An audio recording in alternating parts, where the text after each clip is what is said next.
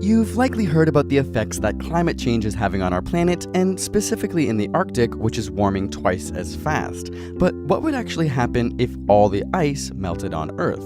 I can help with that. When you and I drink water, we drink non-salty water. We drink fresh water. Now, of all the water in the world, most of it is salty. Just 3% is not salty. Now, of that 3%, you can't get to most of that because 70% of that 3% is frozen. 30 million cubic kilometers of frozen water. It's so much frozen water, so much ice, that if you had a layer of it, 1,000 meters thick, it would cover North America. That's a lot of frozen water, people. On land, frozen water forms glaciers, ice sheets, permafrost, and snow, but the Arctic is largely ocean, so there it takes the form of floating sea ice like icebergs. And because it's in direct contact with warming waters, sea ice will be the first to melt as global temperatures rise. In fact, this year, NASA reported that the extent of Arctic sea ice was the lowest ever recorded for January, February, April, May, and June 2016. So the world is getting warmer and the ice is melting. Pretty soon you'll be able to drive your ship from Europe to Russia, right over the North Pole with no ice in the way. That's good for certain shipping companies maybe, but for the marine species, the polar bears, the walruses, the seals, they don't have their old habitats. They're all going away. They're melting out from under them. And ocean-dwelling animals like bowhead whales and narwhals aren't immune to these changes either. As sea ice melts, energy and oil companies are taking it as an opportunity to search further north for untapped resources.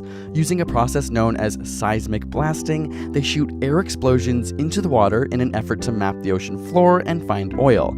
Of course, this has detrimental effects on the whole ecosystem of the Arctic Ocean, while also causing physical trauma and habitat relocation in whales. In terms of sea levels, melting sea ice won't have much of an effect. This is because the floating ice already displaces roughly the same amount of water as it would produce when it melts, so the net effect would be negligible. Furthermore, the majority of Earth's ice, more than 95%, is land-based and contained mostly in enormous ice sheets that cover Greenland and Antarctica, where there are entire mountain ranges almost as big as the Alps completely buried in ice. So what if all the ice on land melts? If all this ice melts, the ocean's going to have more water in it.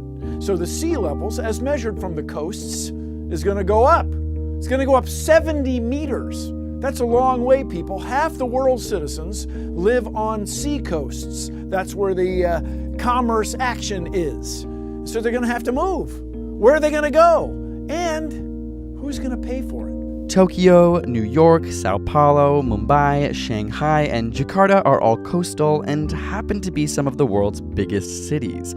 Even a small sea level rise of only a couple feet could cause up to $1 trillion worth of flood damage per year. A rise of 10 meters would displace more than 630 million people, nearly 10% of the world's population. At 25 meters, 1.4 billion people, roughly 20% of humanity, is left homeless. And to visualize the full 70 meters, the rising seas would drown out most of the US eastern seaboard, much of the west coast, the entire state of Florida, huge areas of Asia, including Bangladesh, and much of northern China, and create a new inland sea in Australia.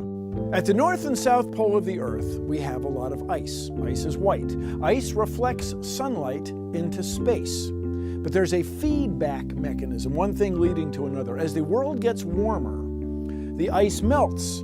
As the ice melts, it's reflecting less sunlight into space, which lets the world get warmer still. The sunlight is absorbed by the dark, liquid ocean. So as the ice melts, the world gets warmer, and the sea gets fresher.